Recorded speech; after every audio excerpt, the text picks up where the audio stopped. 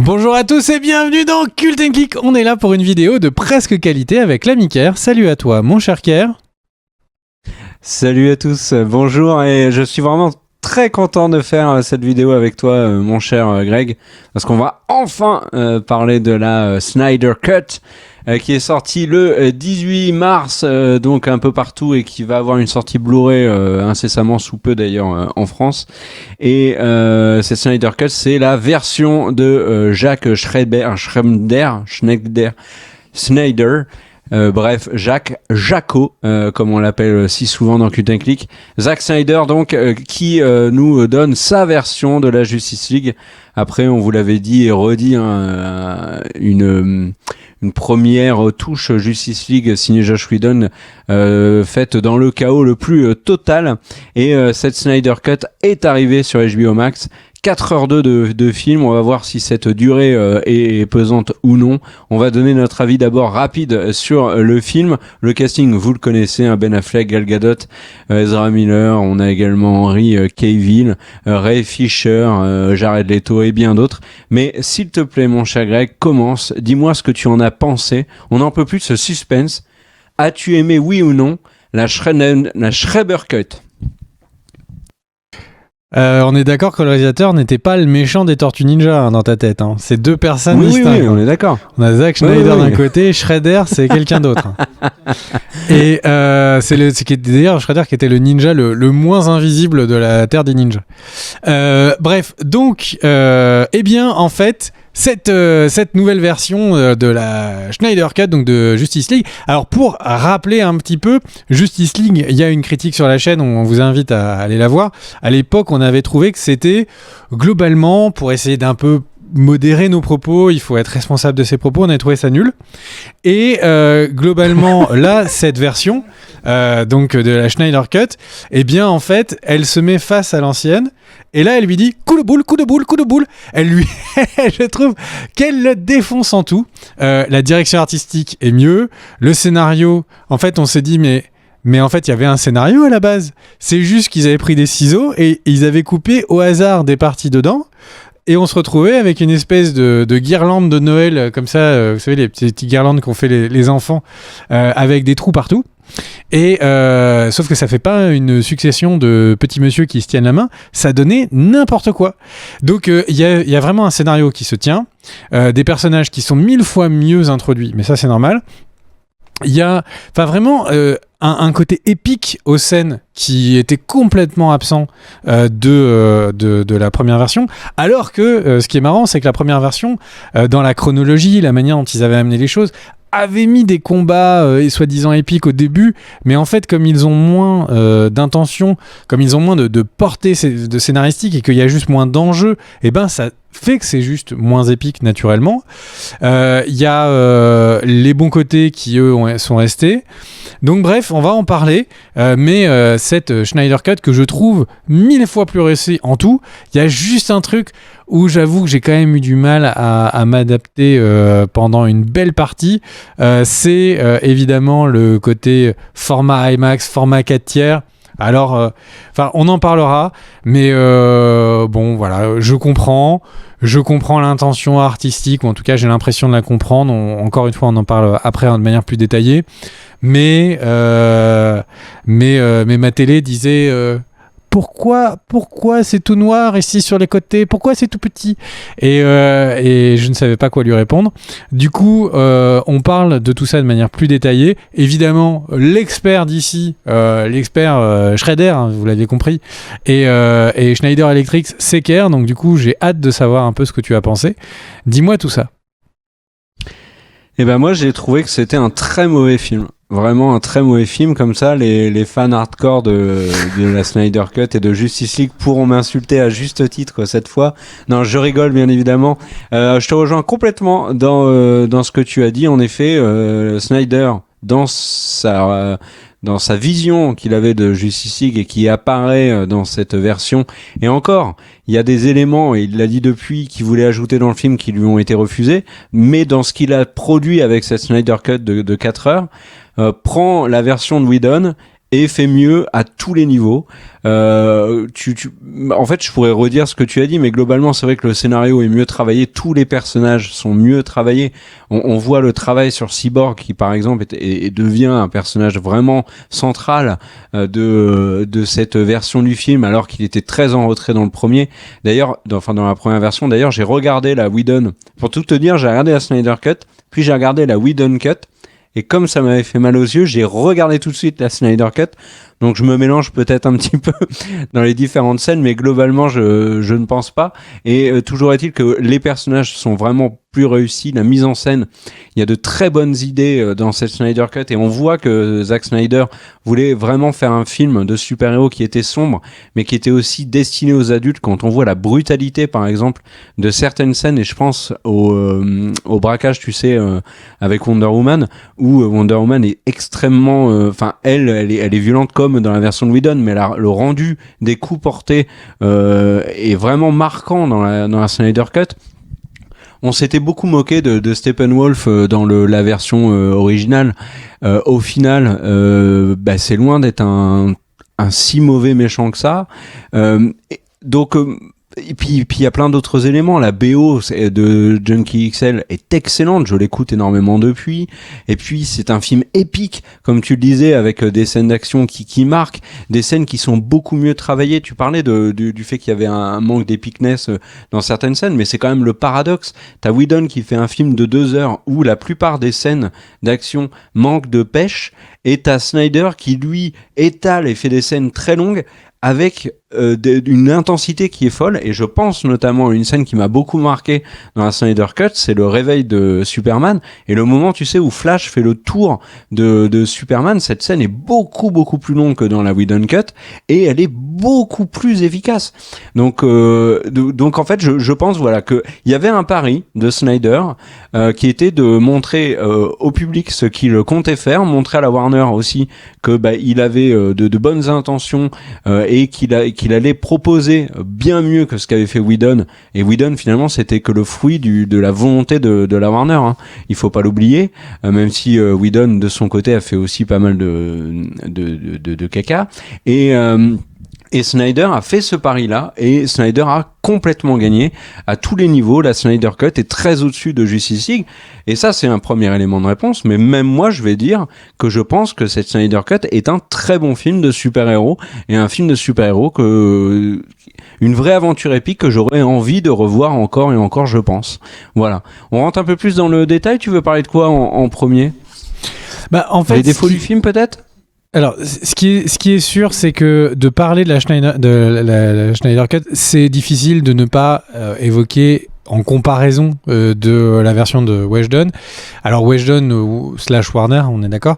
Le truc, c'est que si on fait un point, on se rend compte que d'un point de vue visuel, pour commencer par là, d'un point de vue visuel, les effets spéciaux sont juste 1000 fois plus réussis dans cette version.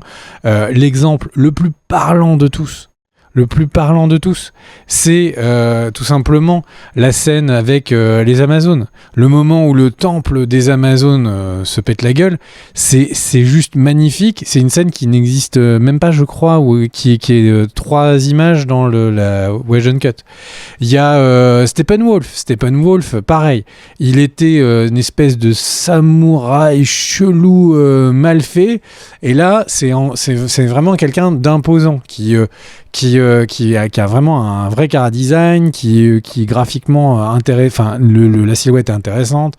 Il est son armure crée un enjeu. On a l'impression qu'il suffirait de le toucher pour que son armure te coupe. Enfin, c'est vraiment d'un point de vue visuel, c'est bien plus réussi. Et là où, encore une fois, par rapport à Joss Whedon, on voit cette espèce d'obsession chez la version Whedon Warner de ramener les choses à un blockbuster plus stéréotypé. C'est que si vous regardez les 2 images collées l'une à l'autre, vraiment on a quelque chose qui est très dénaturé dans les couleurs, très peu saturé sur la Snyder Cut, et vraiment par exemple les teints, les couleurs de peau, les teintes chair, elles sont vraiment très très très peu saturées. Et là où dans la version de Joss Whedon, il y a le même filtre c'est très désaturé, des couleurs un petit peu vertes et tout, mais par contre ils ont tout fait pour que les couleurs peau soient d'un seul coup très rosâtres, très saturées. Et ça faisait quelque chose qui était assez dégueu, avec des couleurs, on avait une espèce de vert, des bouts de rouge, et on avait vraiment des images qui étaient... le film était moche, enfin vraiment c'était purement moche, et je pense que les couleurs déjà donnent une bonne explication. Là où chez Whedon, du coup chez Schneider, et ben en fait on a l'intention globale, et donc en fait on a cette direction artistique, on a ce mouvement global qui trouve sens. Après, une fois qu'on a dit ça, la question c'est bien plus beau, mais est-ce que c'est si magnifique que ça ? Moi j'avoue que les couleurs que Schneider aime bien, qu'il a mis sur déjà plusieurs de ses films, c'est pas mes couleurs préférées. Donc est-ce que ce film en fait un film qui est magnifiquement réussi d'un point de vue visuel ? Je trouve que c'est bien, c'est une certaine intention, mais est-ce que c'est parfaitement dans mes goûts ? Non. Et en fait, je trouve que ce point-là visuel va bien correspondre à un peu tout mon avis sur le film. Ça défonce la version précédente. Là, vous voyez les deux Steppenwolf l'un à côté de l'autre. Ça défonce la version de Whedon. C'est quelque chose de réussi, de beau, mais c'est pas complètement à mon goût. Et je trouve qu'on pourrait dire ça de plein de choses sur le film. Le scénario est incroyablement plus travaillé, incroyablement plus réussi. Le meilleur exemple, c'est Cyborg. Cyborg, il servait à rien du tout. Enfin, il servait à rien. C'était une pièce complètement rapportée dans la version de Whedon. Là, il a une vraie histoire, il a un début, une fin, c'est très important. Son histoire est très importante. Qu'est-ce que tu dis, Ka ? Mais sur Cyborg, ça illustre à quel point il y avait un vrai problème avec ce personnage et avec l'acteur. Et d'ailleurs, c'est pas un hasard si tu regardes au niveau du générique, tu sais, avec l'apparition des noms, Ray Fisher apparaît très haut. Il est devant Flash, par exemple, il est devant Aquaman, alors que dans la version de Whedon, il est très loin dans le générique. Pour moi, il y a eu un vrai problème avec Ray Fisher et Joss Whedon. Peut-être. Après, bon, ça, c'est des choses qui ont été beaucoup dites sur les réseaux sociaux. Le truc, c'est qu'on ne sait pas quelle est la réalité. Mais le point sur le scénario, c'est qu'en fait, le scénario est 1000 fois mieux. Le film est vraiment intéressant. Par contre, j'ai trouvé que il y avait quand même des moments un peu lents. Il y avait quelques lenteurs dans le film. Et en fait, c'est le moment où on se dit que c'est vraiment génial d'avoir eu cette version qui est la version Director's Cut, la version longue de Schneider, mais qu'une version classique, une version direct to cinéma, vous savez, c'est ce vieux truc que les boomers ont pu connaître dans leur enfance, d'aller au cinéma. Eh bien, en fait, cette version-là de 3 heures, je trouve qu'elle manque, et c'est dommage que cet enchaînement, que tout ce qui s'est passé nous en est privé. Parce qu'une version de 3h15, 3h20 au cinéma, avec toute la direction artistique, le scénario, tout ce qu'on a pu voir de Schneider, et en même temps un montage un peu plus dynamique, quelques moments, un temps faible, un peu édulcoré, ça aurait été un très bon film. Et on aurait été très content de cette chips sortie pour HBO Max de la version longue. Et voilà, alors c'est sûr que d'essayer de mettre des scies, de vouloir réécrire l'histoire, c'est effectivement dommage. Mais je trouve que là, on a vraiment une version de film qui est exactement ce qu'elle dit. La Justice League Zack Snyder Cut, c'est-à-dire que Schneider est devenu une marque plus grande que Warner. C'est pas la Warner version quand on va voir Justice League 1 ou quand on va voir Man of Steel. Il n'y a pas écrit Warner's sur l'affiche du film aussi gros que Schneider est écrit sur l'affiche de ce film-là. Son titre est changé. Le nom du réalisateur est dans le titre officiel. C'est incroyable. Et le truc, c'est que... Ce qui est très rare. Du coup, il n'y a pas vraiment d'exemple de films... Enfin, il n'y a pas beaucoup d'exemples de films comme ça. Et donc, en fait, le truc, c'est qu'on a cette version qui est un peu la version sans compromis du réalisateur. Mais le réalisateur qui, je pense... c'est un petit peu trop fait plaisir sur son trip artistique. La version 4 tiers, par exemple, est un bon exemple. Je comprends ce débat sur le fait qu'on a envie d'avoir des corps qui soit plus massif dans une image, et donc du coup un corps humain par rapport à une image en 16:9 forcément sera plus petit en représentation par rapport à l'image. Là, dans l'exemple que vous a pris Oupi, en fait, ce côté 4/3 fait que Superman remplit les 2/3 de l'image. Je comprends ça, que graphiquement, il y a un intérêt. Maintenant, après, c'est une question de goût, sans doute une question d'habitude aussi. Je trouve que du coup, ça nous lèse de tous les plans larges, de tout le côté plus épique que pourrait donner à l'image, de tout ce qu'on a envie d'avoir dans son champ de vision. Mais encore une fois, je comprends. Donc, le truc, c'est ce film, en fait, c'est une vision sans compromis. En tout cas, on a l'impression sans compromis de ce que voulait Schneider.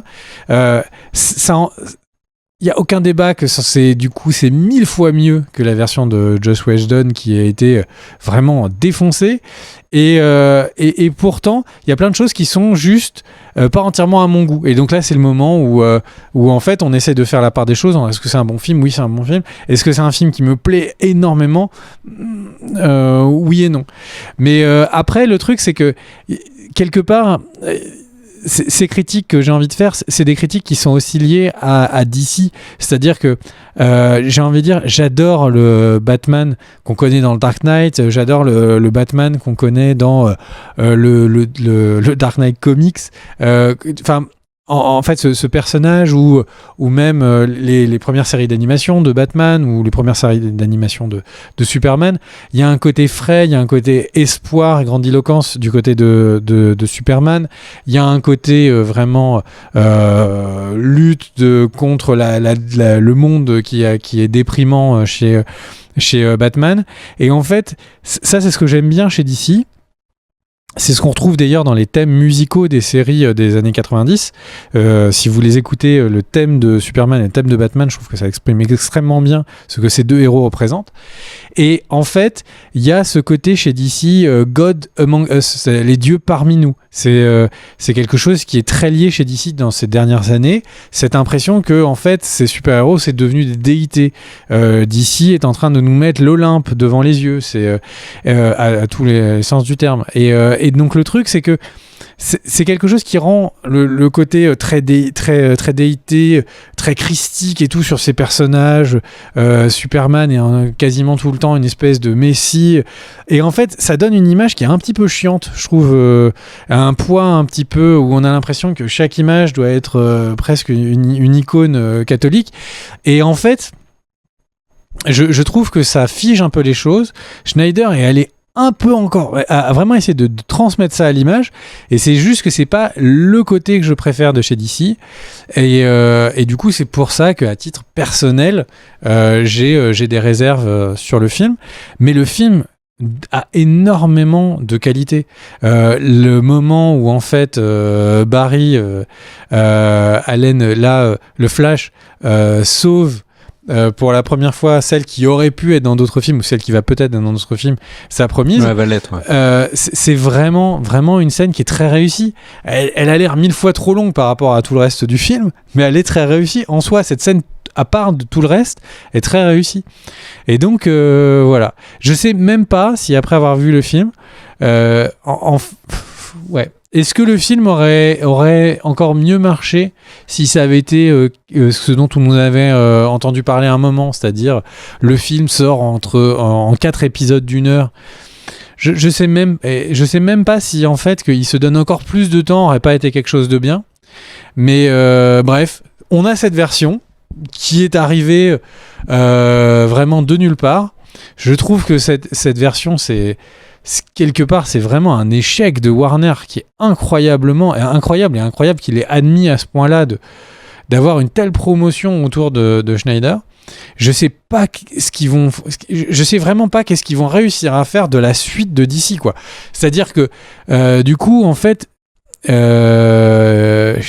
Schneider, et Kerr va vous en parler après, Schneider a fait toutes les révélations et tout, enfin vraiment, il a assumé le fait que ce serait plus jamais adapté.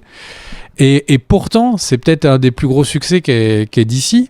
Peut-être une des choses les plus intéressantes qu'a eu DC ces dernières années. Donc, vraiment, c'est un ovni. C'est un vrai plaisir qu'en tant que spectateur, on ait pu avoir cette version. Et en même temps, il y a beaucoup de déception de pas avoir plus de choses autour de cette œuvre. Quel est ton avis, toi, Kerr, un petit peu plus précis sur tout ça? Moi, t'as parlé des éléments qui te déplaisaient, je vais faire ça aussi, mais moi, je vais faire d'un côté vraiment pour moi les défauts du film, puis ensuite je vais parler davantage de ce que j'ai trouvé réussi. Les défauts, alors la plupart sont liés au contexte même du film, la manière dont il a été tourné au départ, parce qu'on sait qu'il y avait une guerre entre Snyder et la Warner, que Snyder ensuite est parti, que Whedon est arrivé. On va pas refaire toute l'histoire, mais Whedon a refait une grande partie du film. Il a appauvri le film, hein, on l'a déjà dit, tu l'as dit aussi, et je suis d'accord là-dessus. En fait, il l'a appauvri à quasiment tous les niveaux. C'est-à-dire que si tu regardes les ajouts qu'a pris Whedon, il me semble que la vanne de Aquaman qui commence à se confier parce qu'il est assis sur le lasso de Wonder Woman, c'est dans la version de Whedon. Ça, c'est vrai que c'était une vanne qui marchait plutôt bien. Mais de la version de Whedon, moi, je garderais que le morceau Everybody Knows de Sigrid, je crois qu'elle s'appelle, la chanteuse, qui était très réussie. Mais sinon c'est à peu près tout. Et donc il y a des défauts qui sont donc liés à ce contexte. Il y a aussi, et tu parlais des effets spéciaux parce que c'est vachement intéressant. Snyder et sa femme ont dit qu'ils ont eu très peu de temps pour faire les effets spéciaux de la Snyder Cut parce que la Warner avait dit OK pour la sortir, mais par contre il y a une deadline et on sortira pas après. Et ils ont bossé sur les effets spéciaux à une vitesse incroyable. C'est pour ça qu'il y a certains effets que j'ai trouvé un peu cheap, mais globalement c'est vrai qu'ils ont fait un travail assez énorme. Il y a des effets qui n'ont pas été terminés. Il y a aussi, Snyder l'a dit, il y a des scènes qui par exemple n'ont pas été ajoutées dans le film parce qu'ils n'ont pas eu le temps de terminer les effets pour la Snyder Cut. C'est un peu dommage. Tu vois, il y a quelques scènes aussi qui s'emboîtent mal. Il y a la fin, la scène finale qui est un peu brouillonne, mais on comprend pourquoi. Et puis il y a eu, j'en parlerai un peu plus tard, mais il y a eu un vrai bras de fer avec Snyder. J'en parle maintenant d'ailleurs. Snyder voulait pas tout à fait cette scène-là. Lui, par exemple, quand Martian Manhunter arrive pour parler à Bruce Wayne, lui il avait dit que c'était Green Lantern, et je vous invite à regarder les différents articles de la presse américaine où Snyder en parle et les raisons de pourquoi est-ce que c'est pas Green Lantern qui est dans la Snyder Cut. Ça fait franchement flipper. Il a obtenu du coup en contrepartie que ce soit Martian Manhunter et de faire la scène avec le Joker tout à fait librement. Donc pourquoi pas. Alors après il y a notamment des personnes sur le Discord de Cult & Click qui disaient que ils y voyaient dans le discours de Joker ce qu'a vécu Zack Snyder notamment avec sa fille. C'est une possibilité, mais on sent vraiment que la manière dont a été tourné le film nuit d'une certaine manière à cette Snyder Cut. C'est obligé et c'est j'ai envie de dire très naturel. Après il y a un autre élément qui entre guillemets affaiblit cette Snyder Cut, c'est que la Snyder Cut, dans les faits, c'est le point final de l'aventure de Snyder sur DC. Il reviendra pas, il a balancé tellement de trucs que je vois pas comment il pourrait revenir. Il les a mis dans une merde monstrueuse avec la qualité de sa Snyder Cut, les ouvertures qu'il a fait. On sait que rien ne sera cohérent par la suite parce que la Warner va pas suivre ce qu'il a fait lui dans cette Snyder Cut. Donc, mais il faut garder à l'esprit que à la base, cette Justice League là, c'était pas du tout ce point final. C'était pas le Avengers Endgame de DC. C'était plutôt Infinity War, mais sans l'énorme cliffhanger d'Infinity War. C'était un film qui était là pour introduire Darkseid par le biais d'un de ses lieutenants, qui était là pour introduire des personnages qu'on voyait pour la première fois. C'était pas le climax de cette aventure DC. Donc, ça s'est transformé en climax. Et du coup, comme c'était pas prévu, je trouve que ça affaiblit un petit peu le film quand même. Et puis je vais revenir sur un truc aussi que tu as dit dans les défauts, mais je vais pas autant développer que toi parce qu'en fait tu l'as très bien dit. Mais Zack Snyder est seul aux commandes de ce film. Il est libre de s'exprimer. Donc il tombe aussi dans les dérives habituelles de Snyder. Il y a un abus de ralenti par exemple qui est énorme dans ce film et qui est dommage parce qu'en plus comme il a des ralentis qui sont cohérents avec le personnage de Barry Allen, quand il y a des ralentis qui sont un peu excessifs, et d'ailleurs Patty Jenkins dans Wonder Woman 84 tombe dans exactement le même piège et là c'est catastrophique. Mais voilà, il y a un peu trop de ralentis, il y a un peu trop de plans contemplatifs, mais bon voilà, c'est la version de Snyder, il s'est fait plaisir, il était en roue libre et pourquoi pas. Mais à côté de ça, bah, dans le positif, pour moi, c'est une aventure épique comme on en voit franchement rarement au cinéma ou pour le coup à la télévision, qui, comme on le disait, a amélioré la version de Whedon à tous les niveaux, autant dans l'intrigue, dans les enjeux. Par exemple, le combat final. Revois le combat final de Joss Whedon et le combat final de la Snyder Cut. Mais c'est incroyable. La version guimauve expéditive de Whedon et ce que nous a proposé Snyder, l'intro du film, je l'ai trouvé excellente avec les hurlements de Superman, tu sais, qui font écho partout. J'ai trouvé ça très bien. Il y avait un truc qui me faisait peur, c'était les 4 heures. C'était de me dire, waouh, ça va être un film de 4 heures, ça va être lourd, on n'est plus habitué. Alors qu'avant, un film de 4 heures nous faisait pas peur. On allait voir la version longue du Seigneur des Anneaux, on était hyper confiants, on se disait, on va prendre 4 heures de kiff.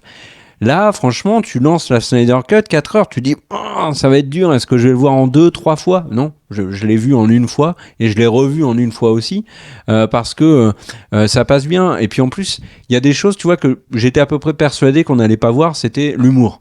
Parce que pour moi, l'humour, c'était un ajout de Whedon, parce que Whedon, réalisateur d'Avengers, avait apporté dans la Justice League des vannes qui parfois étaient un peu lourdeaux.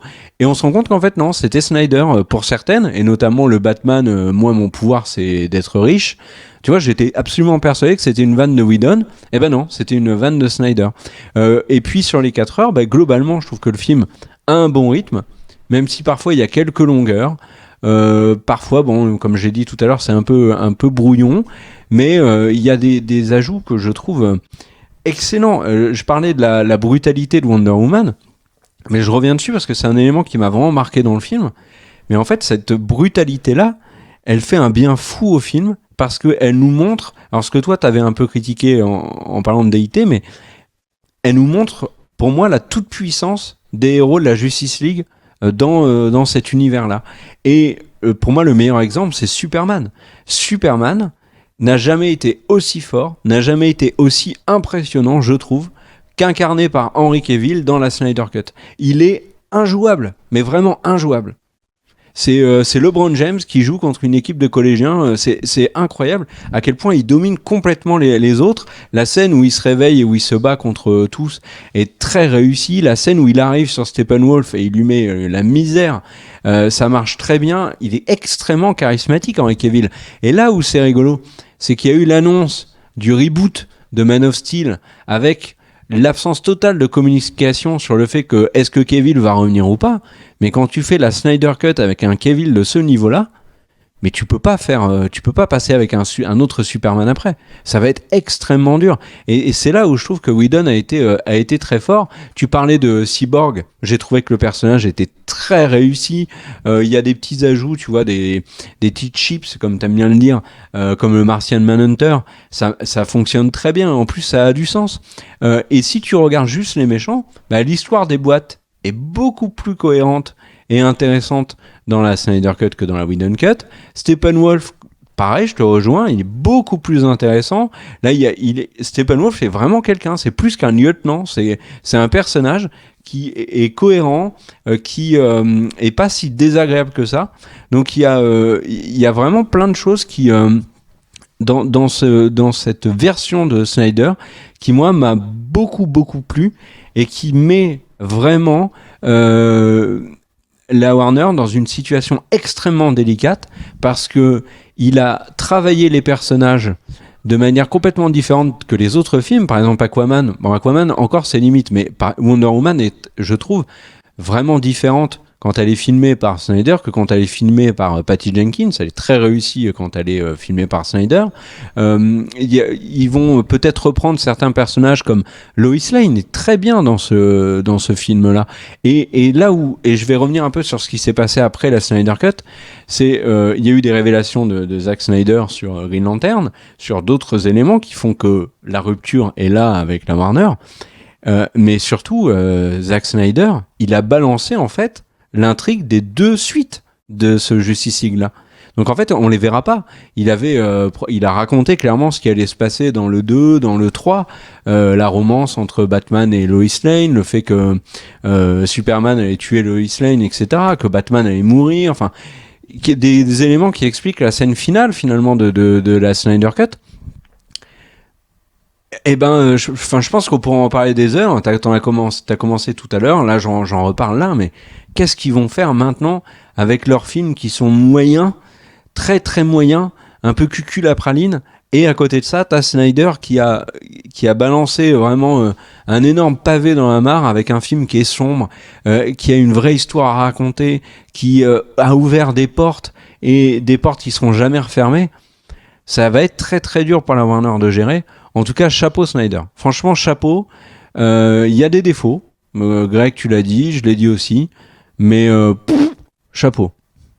Moi, j'ai vraiment passé un bon moment devant cette Snyder Cut et j'ai été étonné de la qualité du rendu final quand on voit ce qu'avait fait Whedon au début. Voilà.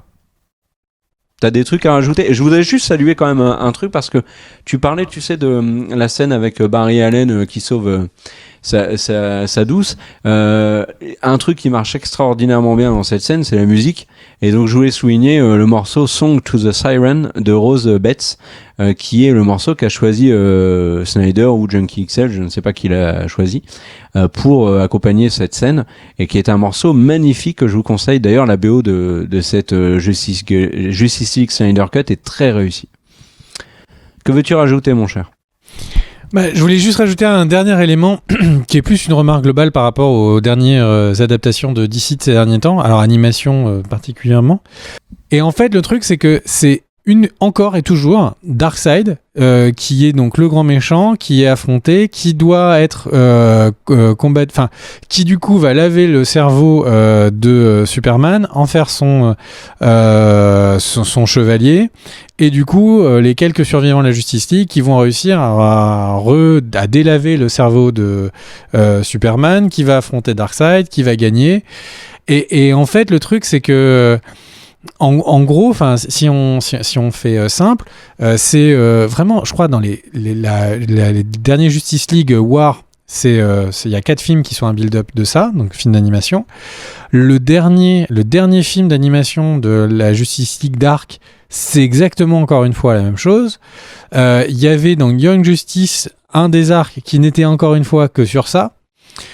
Donc en gros le truc c'est que, et je parle même pas du film d'animation qui était spécifiquement ça, ou même du dessin animé de Superman qui avait spécifiquement ça, en fait ça fait beaucoup de fois qu'on a le même moment de comics qui est adapté, et en fait j'ai envie de dire, si vous l'adaptez en film, ne faites pas 3 ou 4 films d'animation dessus. Si vous faites 3 ou 4 films d'animation dessus, prenez autre chose dans les films.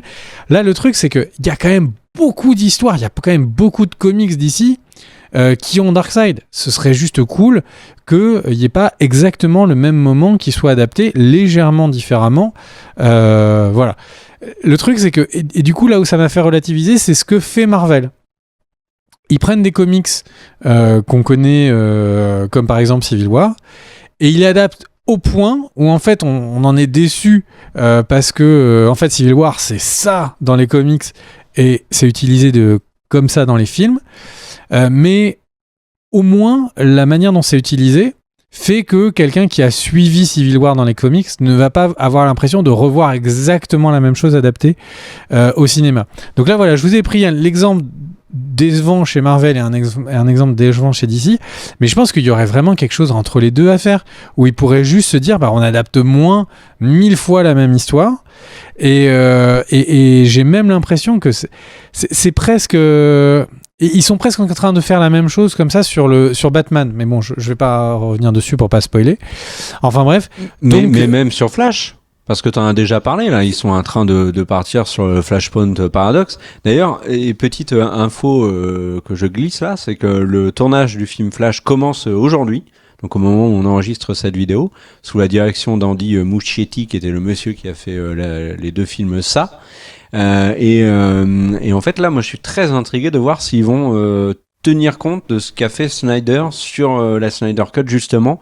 Est-ce que ça va orienter ou non le travail de Muschietti et de la Warner sur The Film The Flash. Et juste avant de vous dire au revoir, si vous voulez rester dans le DC de grande qualité, mais dans un registre complètement différent, moi je vous conseille très très très chaudement la série animée Harley Quinn, qui a déjà 2 saisons, une 3e saison arrive, doublée notamment par Kaley Cuoco de The Big Bang Theory, de The Flight Attendant.